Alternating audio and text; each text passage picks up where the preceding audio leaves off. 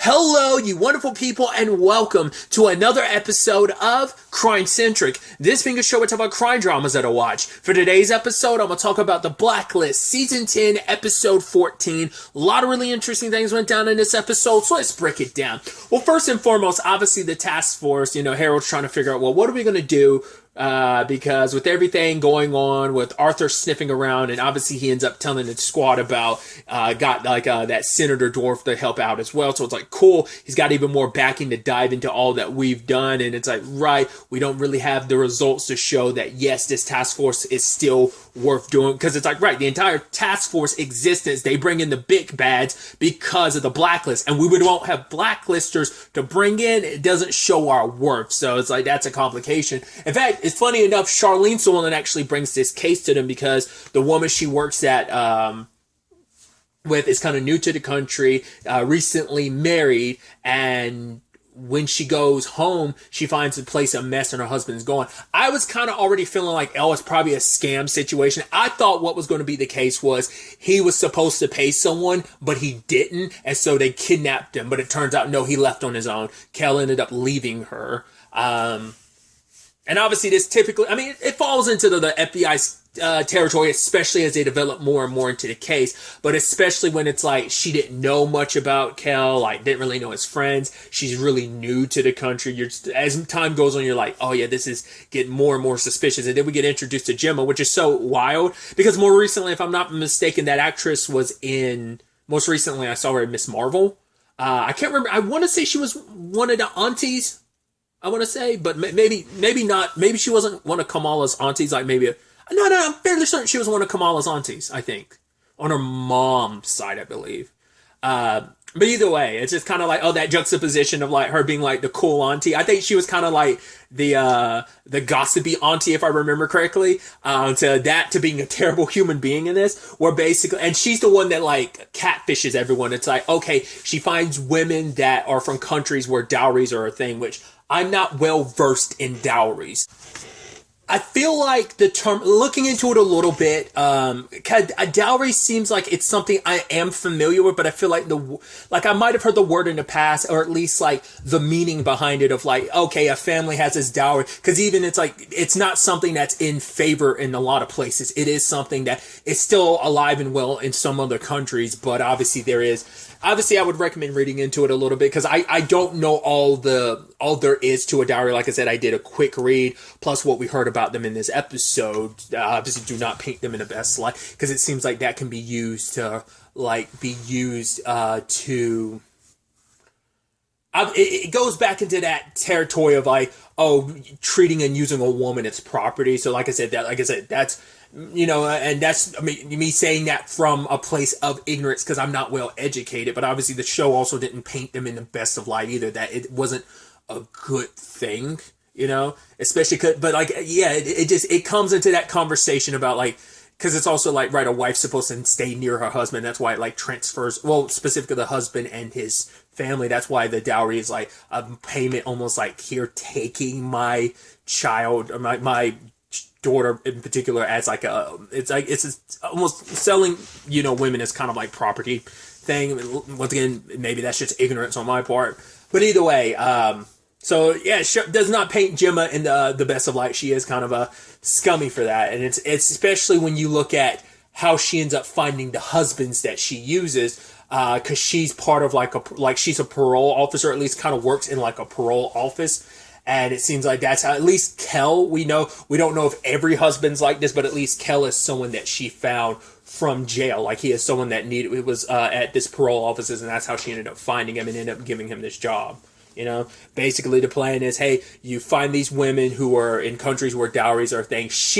Gemma is the one that does the flirting. She says all the poetic stuff to get, once again, she catfishes these women, get them to come to a country they're not familiar with, and then leave them with literally nothing because they can't go back home, because if they go back home, they're disowned by their family, because I lost my family's entire, this whole thing was meant to be, for one, it's hey, this is all my family had, and if I go back, I'm disowned. Two, it's also meant to be what it was, a payment. So you will probably, the woman will get blamed in that regards of things kind of not working out. Even if it's a situation of hey, my husband disappeared out of nowhere. So And we see that obviously Gemma's been running this game. Like in this episode, we get one other circumstance, but it is the thing of what I thought Kel's story was going to be ended up being this other couple's story where the guy was like, oh, I love her and I don't want to steal from her. Because that's why you could tell, like, after they got married, and she's like, oh, let me talk to my parents. He's like, no, they're probably asleep by now. Because she knew that was like, hey, her about to talk to her parents about the dowry. And he was like, you don't even have to do that.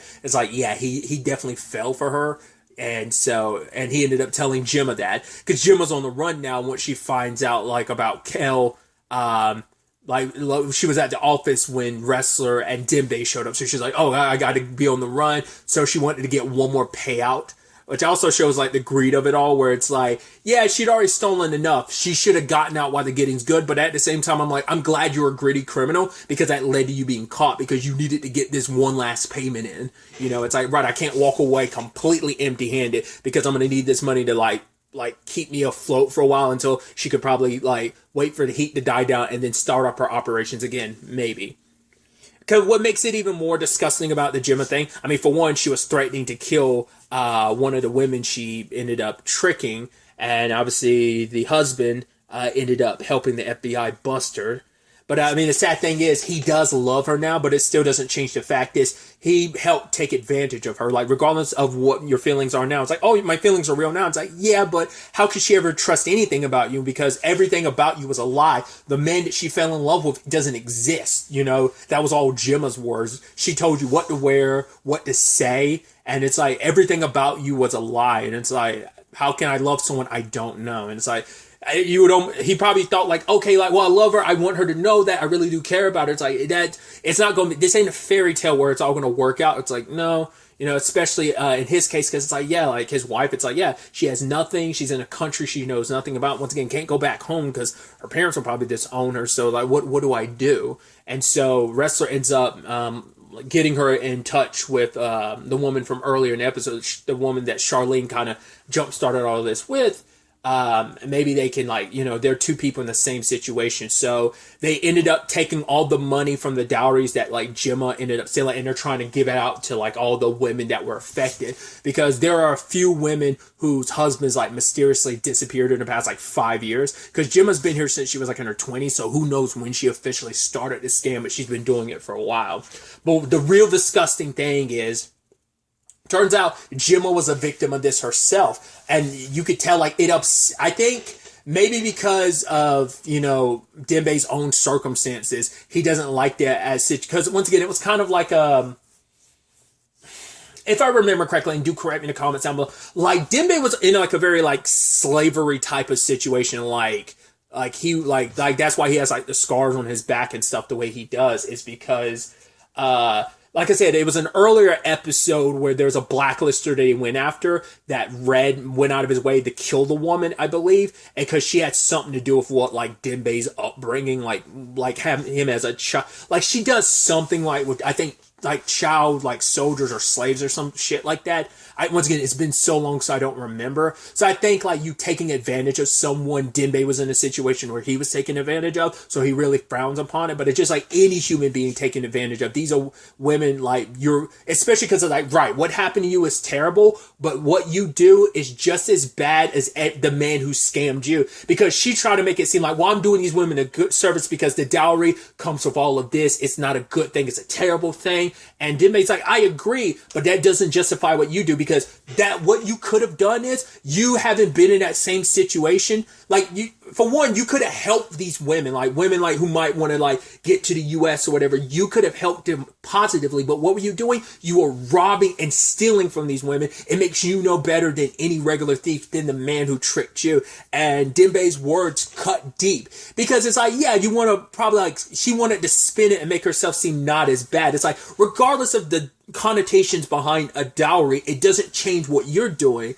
So now you're going to go to jail. It's like, you know, I mean, that's the sad, and obviously it doesn't just stop with thievery. It's like, that's a lot of like crimes where it's like, right, when it's done to you, you kind of lash out at the world and you want it to do it onto others, because it's like, right, this was done to me. This is just a cruel reality of the world. Like, once again, it's kind of like, oh, someone that bullies was most likely bullied themselves, because it's just like this cycle of violence and twisted retribution, because it's like, oh, you were robbed and left with nothing. Now you're kind of doing the same thing to other women. So many women, and it's just all kinds of jacked up. So they were able to kind of dismantle Gemma's, because the title of the episode was The Nowhere Bride. She's like, that's what the terminology is for women in that situation. At the same time this is all going down, Red has this situation with this crime boss named Centauro. And Centauro is trying to get mixed up in some, like, oh God, what was it? It's some coastal line, I think in Florida, is what he's kind of getting mixed up in. But it's like, no, you're not really going to... He's going to put people in a criminal sense in these positions and stuff like that. And Red has an issue with it because it's like, you're not actually going to do any good with it. You know, and he warns about eroding and stuff like that. And the guy was like, are you threatening me? And he was like, no, just giving you good advice. That's all it is. But because Red ends up calling like a senator for help.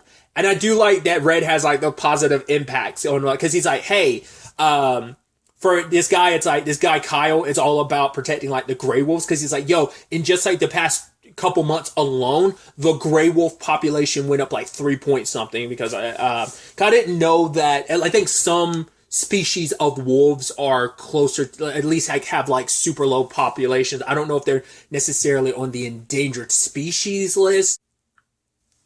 So looking into it a little bit, what I was seeing, at least like in most, I think I was reading, like quickly glanced at something I Googled, like 48 states have labeled gray wolves as they're part of, like, they are on the endangered species list. Apparently there's something called a red wolf, which apparently there's only like 20 of them in total in the US or something like that are the most endangered wolves. So I remember someone made a comment about wolves being in the situations that they are in an endangered, but I never really knew, because I guess in my head I would have never thought of wolves as in an endangered species. But it's like, you know, they're animals that I'm not that well versed in. I've always thought are like some of my favorite animals because I think they look so dope and amazing.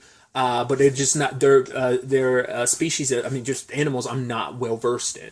But either way, and just that, you know, it's like, oh, anyway, the senator was talking about that, and he was like, yeah, because it also is a win for the president, because it's like, hey, you're doing more good in the world. And then, like, Red kind of like, I don't know whether it's like Red had any part to do with that, or is it just like, hey, I'm associated with a senator who does some good in the world. And it seems like it's so interesting, because once again, it goes back to the thing of Red has his morals that, yeah, he might be the criminal that he is, but it's like, hey, I'm all about like protecting the world and stuff like that. So that's why it felt like the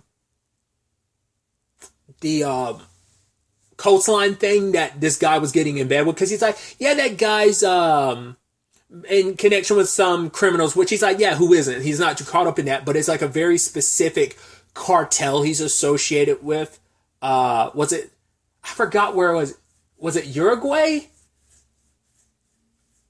Uganda? I don't remember what it was. He references like a country, I think, where he's like, yeah, this cartel is like strangling, like has a stranglehold in this particular country or something. So he's like, yeah, these are some, like he's associated with some bad people, so I want to screw him over in some shape or form.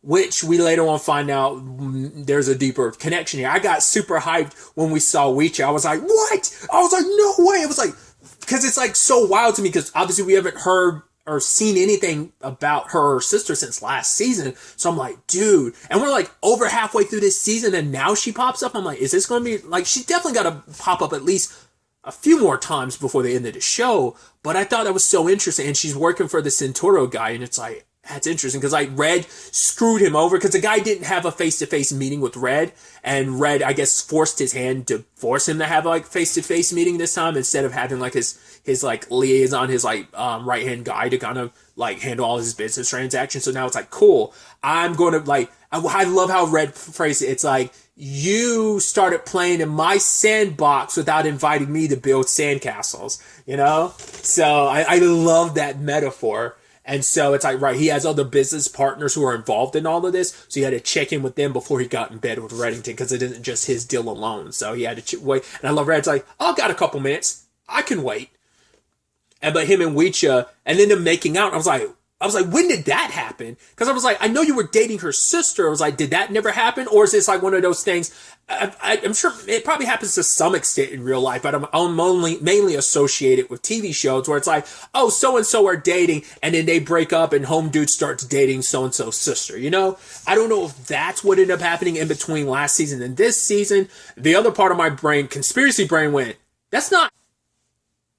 Not unless it's like Mirza like had plastic surgery to look like her sister or something. Once again, that was my major conspiracy brain, but I was like, I don't think that's the case. Maybe something just happened between, but I'm like, where's your sister then? So I'm like, and why is she, because he even read was like, yo, why didn't you ever come back? She's also like, yeah, I'm working now. And he's like, yeah, I just can't look everywhere for you. So it's like, I guess like since they probably went their separate ways, he's been looking for her, and maybe he got wind of she works for Centauro for whatever reason. I did love that because obviously Sia's with him. It's like, yeah, I need you to act like tougher. And she's like, well, how tough? He's like you just shot somebody and left him to die for fun or something like that. And Sia like had a very serious face. She had to put on like a Dembe and Ouija face kind of to fit the scene. So I'm curious to see what that ends up turning into. Like, whether, like, the Centauro stuff is, like, a major plot thing that Red's after, or was it just purely because of the Ouija thing? Like, what is she getting? Like, maybe there was context to that conversation I just didn't quite catch of what she's up to. It seemed like they kept that vague about what her deal in all of this is. Even if, I mean, I guess it's like she's one of his guards, but I'm like, no one thought was suspicious that she stayed behind, but I guess it's like, right, we need at least one of us to stay behind to keep an eye on Red to make sure this is all copacetic, making sure there's nothing shady going on. But I'm like, would have thought was suspicious that she kind of, nothing was said, she just made the decision to stay behind. I don't know. We'll see what ends up kind of coming of that. And another side of this episode revolves around Sia finally taking a deep dive, taking the information she learned not last episode, the episode before last. Episode, was it episode 12?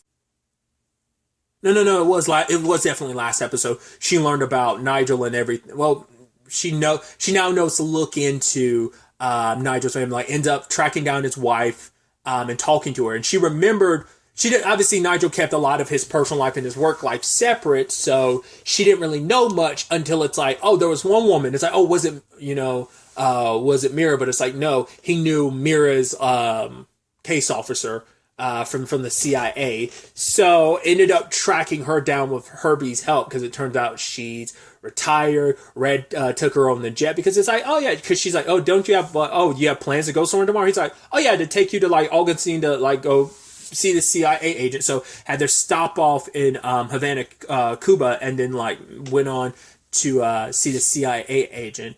And it's interesting to know, like, Mira and her didn't work together that long. She even said that one case was the only thing that they worked on. So I was like, that's interesting.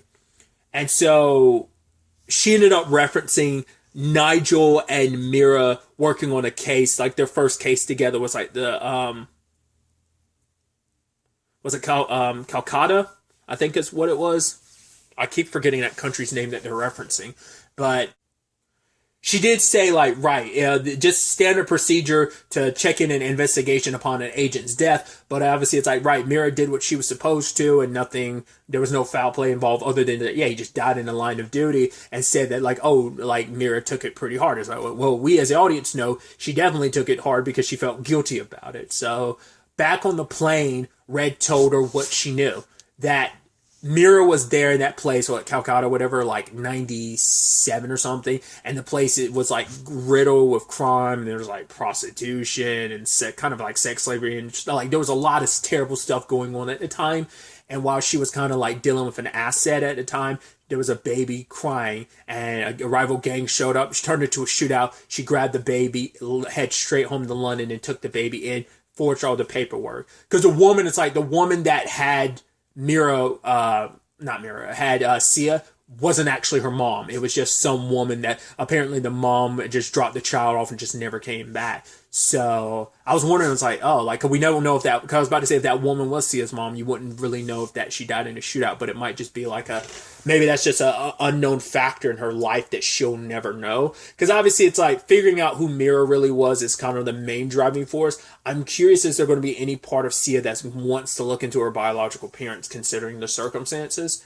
But yeah, because Mira and Nigel were so close, he was the only one who knew the truth, and so Red tells Sia all of it, because Red has his connections, and he probably like deep dive into Mira's secrets, so he's probably known about Mira's secrets, probably even back then, but he never shared, because it's like, right, I'm not, unless it comes up and is important, because he even says, like, right, your mom didn't participate in it. She just left him to die. She didn't do anything. She didn't have a direct involvement in it. But it also probably plays out in Sia's head of like, yeah, it's still my mom just sat back and let someone get killed because she had something to hide, something to cover up. And this guy was blackmailing her and threatening not only Mira, but threatening Sia. But for Mira, it's like threatening the family I just had started, because it was like 2 years later when all that stuff went down in the past. So, and Red said that line of, I know for a fact parents will do anything for their child. I'm like, yeah, I bet you do know that you know that firsthand, and you witnessed it firsthand. You know that because of Liz on both fronts of, you've seen what you were willing to do for Liz, and you saw what Liz was willing to do for Agnes. So it's like, you've seen that, that's been a generational thing in that family. So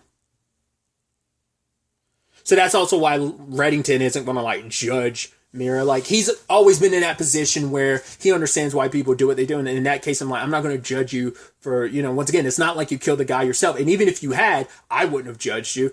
Sia definitely probably would have. Like I said, I think it's an easier pill to swallow being like, hey, she did nothing and let him die, versus like she was directly responsible for putting a bullet in him. So that's kind of like, her entire world. Once again, her entire world was already kind of flipped upside down. How Sia responds to this is definitely going to be interesting, because she got a lot of answers. Because Red didn't want to tell her everything initially, because I think it is that thing of, he even said some stories you kind of have to, they can't be told, they have to be discovered. And so he wanted her to figure things out, because he wanted her, I guess, to give her enough time to piece together enough of it so he can fill in the blanks. And because I don't want to throw your entire like world into disarray by telling you the truth from the get-go. I've known for a while everything, and I didn't want to like burden you with that, because it's also the thing of, danced around with the truth when it came to Liz. How many years did he string Liz along before she learned the truth about who Red really is? So it's kind of a thing of like, yeah, I'm not about, parents like immediately sharing secrets with their kid. But obviously, like, Sia found out about her. Well, I guess the argument could be like, well, it took Mira her entire, I was about to say it's the exact same situation. The only difference is that, because the difference is Liz always knew she was adopted. And, so that was always probably a question she'd asked her entire life. Mira only recently found out she's adopted. So it brought her entire life into question. So now it's like, you don't have nearly the complicated circumstances that Liz did. So there's that at the bare minimum. So it's definitely going to be interesting to ultimately see where all of this ends up taking us going forward into the next episode. Do keep in mind, I believe the Blacklist has been moved to Thursdays. I got a notification about that, like, the other day or something like that. So there is going to also be one this week. I believe it is June 1st from what I was seeing on the list of episodes. I could be mistaken, but I think there is another one this week. So either it's just doubling up this week, or it's permanent moving to Thursdays. Okay, looking into it, yes, just confirming that it is on June 1st, Thursday. There is going to be not only one this week, there's going to be 2 episodes this week, and subsequently every other final episode will be on, the final episodes will be week to week, obviously, continuing on Thursdays. So this was episode 14. So with this week's episodes being 2, we have currently 8. There will be 6 episodes left after this week. So, God, it feels like, I guess because I was so like quite a few episodes behind, now to be caught up, it's like, God, it It's still quite a bit, but even then it's like, that's not a lot. It's just kind of wild to think about it's coming down to this. But it's also like, yo, it's not like, oh man, this was a short season. I think that's also kind of like, it messes my mind because like so many shows' final seasons are short. Not every show, but most shows are. So for us to have like a 22 episode final season and it's still to be a thing of, man, it feels like it's going by super quickly. Because I don't think this season has taken many breaks. I think that's also the thing of like, I'm trying to remember, maybe it did, and I'm just like blanking. I think it took maybe it took like 1 or 2 breaks, but with the way they're setting it up, it seems like it's going to be a straight shot to the series finales because the series finale already has like a date. It's going to be apparently a 2-hour series finale, in fact. But it's like, yeah, I guess because like more often than not, this show will take huge breaks. But I'm also like, well, maybe my brain is thinking that mainly because of a lot of TV shows I watch do that, but also because I know there was like a massive gap in between like the first 2 episodes of season 8 and then the rest of the season because of the pandemic and stuff, like, because that threw a wrench in a lot of stuff. So, but I think like I said, I think going forward, like, it is going to be like a straight shot. I didn't look into the dates of all the episodes, so there still might be like 1 or 2 breaks here and there in between. But either way, I'm very excited to see where the next 2 episodes end up taking us later this week. But really, that's all I'm going to talk about. Till the next time we meet, be happy, be safe, live life to the fullest, and enjoy it. Good day and goodbye.